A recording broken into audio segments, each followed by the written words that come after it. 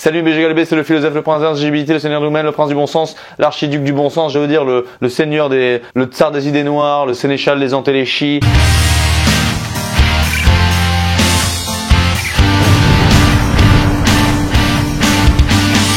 Quelle question est-ce que tu poserais à Dieu si tu le rencontrais ?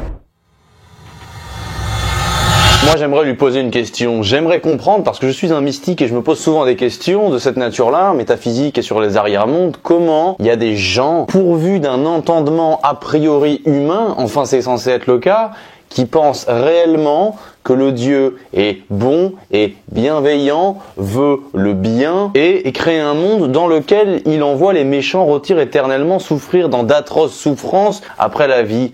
Je veux dire, à quoi bon?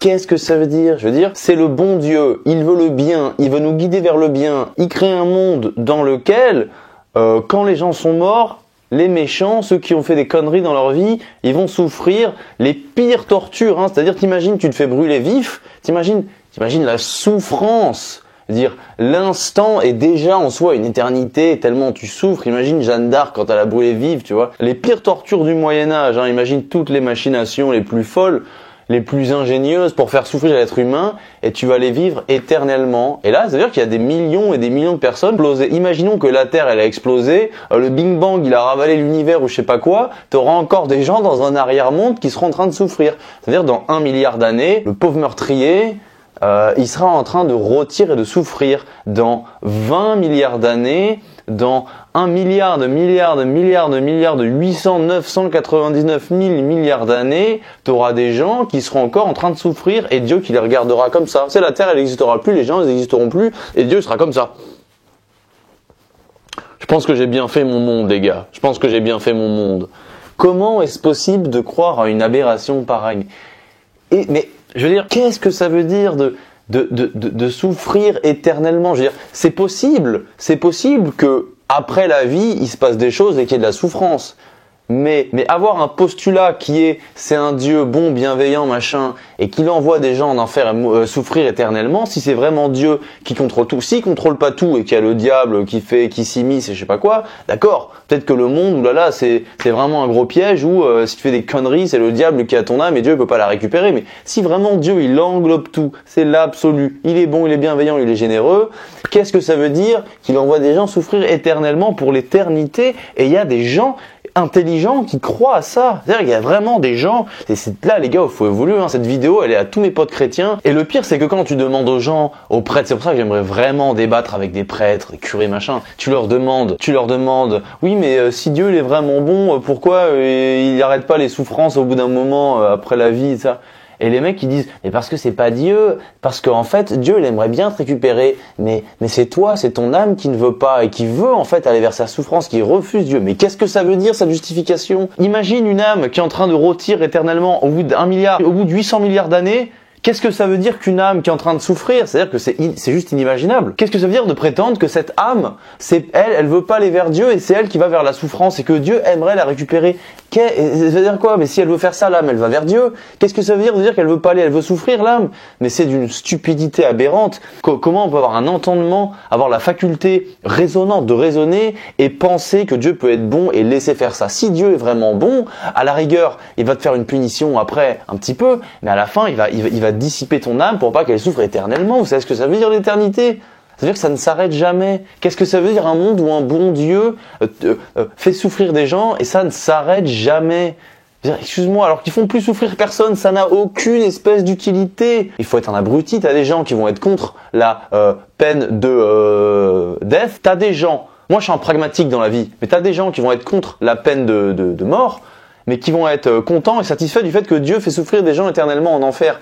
Mais mon coco, c'est mieux qu'on t'épargne 20 ans sur Terre en te zigouillant parce que tu vas refaire des bêtises et tuer les gens parce que t'es un psychopathe et que t'es déterminé à être comme ça.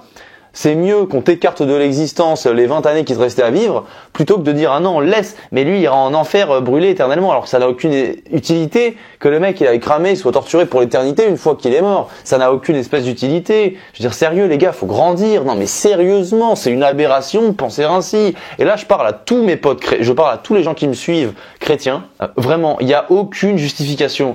En fait, quand les prêtres ou les gens essayent de raisonner là-dessus et qui disent oui mais en fait c'est parce que c'est l'homme qui va pas vers Dieu alors que Dieu il aimerait bien, c'est des bêtises. Ils savent très bien qu'ils ont aucun argument et pour pas être en dissonance cognitive et pour pas assumer que c'est débile de penser comme ça, ils vont essayer de trouver des justifications en disant que c'est la faute de l'homme. Mais mon coco, si je suis Dieu, que j'ai créé un monde et que dans 1 milliard d'années j'ai détruit ce monde et qu'il y a encore des âmes qui souffrent en enfer, je les annihile pour pas qu'elles souffrent. Je vais pas produire de la souffrance gratuitement une fois que tout est fini. Ça n'a strictement aucune, je veux dire, c'est une aberration de penser qu'un bon Dieu fasse ça. Si vous pensez ça, c'est les gens qui pensent ça n'ont aucune espèce de sensibilité. Personne en réalité n'y croit. Les gens qui essayent de défendre ce modèle, c'est les gens qui veulent pas être en dissonance cognitive. Alors ils essaient de rejeter la faute sur l'homme pour pas dire que c'est Dieu. Et je parle même pas de la souffrance terrestre. Je veux bien accepter l'idée que sur Terre, la souffrance, enfin en tout cas, il y a beaucoup de souffrances qui soient causées par l'homme. Les guerres, l'égoïsme, l'avarice, tout ce que tu veux, d'accord. Même si il n'y a pas que l'homme qui crée la souffrance. Mais bon. Mais quand le monde phénoménal est terminé sur Terre, qu'est-ce que ça veut dire qu'un bon Dieu aille faire souffrir des gens? Mais comment on peut raisonner ainsi?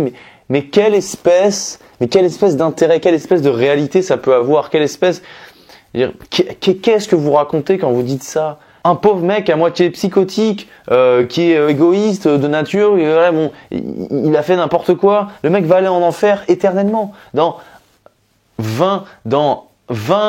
900 milliards d'années au carré, il sera encore en train de se faire brûler vif et de souffrir.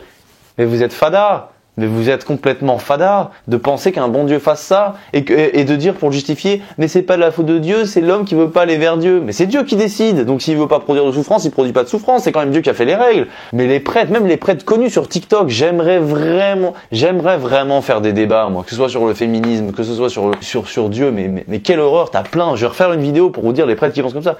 Et sérieusement, je parle à mes potes. Si c'est la réalité, Dieu n'est pas bon, d'accord? Dieu n'est pas bon. Je vais vraiment, aux gens qui me suivent, qui sont chrétiens, dites-moi vraiment ce que vous en pensez. Mais les gars, faut apprendre à réfléchir. Hein. Même les musulmans, il y en a sans doute. Les juifs, je vais être honnête, je pense que les juifs, ils croient pas à ces bêtises. Hein. Je pense que les juifs sont plus pragmatiques, sont moins dogmatiques, pas sur ce genre de choses. En tout cas, sur les trucs métaphysiques, les arguments, je pense qu'ils sont plus matures. Je m'adresse plus aux chrétiens parce que je parle des prêtres, etc. Parce que moi, je viens de ce monde-là. Mon cerveau, ma cognition, elle est héritée de de gens qui ont des gènes qui ont été christianisés. Donc moi, je suis en phase avec cette culture. Mais c'est pareil pour les musulmans. Mais les musulmans, la masse musulmane, ils sont plus premier degré. Donc j'ai envie de dire, ça me choque un peu moins que des gens croient à tel truc, que certains musulmans croient à tel truc sans remettre en question. Et ça m'intéresse moins, ça m'amuse moins de les challenger là-dessus. Mais c'est pareil pour eux, pour les musulmans intelligents, répondez-moi. Et pour les chrétiens intelligents également, répondez-moi les gars, mais dites-moi, mais comment on peut croire? Ça m'a toujours fasciné à quel point les gens, pour pas être en dissonance cognitive, ils essayaient de justifier des trucs en rejetant la faute sur l'homme. Alors c'est le péché originel, c'est peut-être comme ça que vous faites depuis tout le temps, mais vraiment, c'est en ça que j'estime avoir un haut niveau de conscience et que je pense que la majorité des gens, ils croient pas. En fait, ils croient pas, ils espèrent. La majorité des gens, c'est quoi leur rapport à Dieu et au paradis, machin? Ils croient pas vraiment à l'enfer, sinon ils deviendraient fous. Si vous pensiez vraiment qu'il y avait l'enfer éternel, vous deviendriez fou. Je pense qu'il y a des gens qui y ont cru, ils sont devenus fous. Mais vous espérez aller au paradis. Ça oui. Vous espérez voir vos parents au paradis, voir vos enfants au paradis, voir vos ex au paradis, je sais pas quoi. Bon. Les gars, vous espérez que le paradis, c'est Red Bull Vodka, c'est la fête H24 avec des anges. Les gars, et que l'enfer, c'est vraiment quelques méchants. Allez, on peut. Mais non, les gars, il y aurait ne serait-ce qu'une seule personne en enfer. Ce serait beaucoup trop, parce qu'il y aurait de la souffrance intense produite. Mais Dieu, jamais Dieu il veut ça. Vous savez très bien que si Dieu est bon, il veut pas ça. Donc si vous pensez que Dieu il est omniscient, c'est lui qui a tout créé et qu'il est vraiment bon, c'est impossible qu'il y ait des gens souffrir en enfer éternellement. Même si les gens ils veulent pas, même si les gens ils aiment pas Dieu, ils l'ont rejeté, ils s'en foutent s'il est vraiment bon.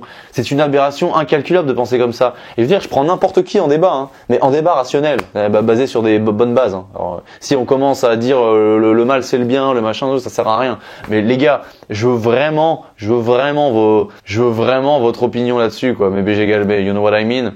Donc voilà, c'est une petite vidéo là-dessus qui me semblait intéressante. Et j'ai même envie de dire, je me demande pourquoi le bon Dieu laisse la possibilité aux gens de croire qu'il pourrait les mettre en enfer éternellement. Je crois que l'ironie de Dieu, c'est de faire croire aux gens qu'il est beaucoup plus cruel que ce qu'il n'est réellement. C'est la grande ironie de Dieu, c'est un peu comme Dieu qui punit ses enfants en leur parlant du croque-mitaine qui n'existe pas, pour qu'ils soient sages, parce que les humains sont quand même bien bêtes. Et moi je démontre à travers cette ironie divine que Dieu peut-être est finalement bon. Mais BG Galbé, je finirai sur cette pirouette et je vous dis à bientôt.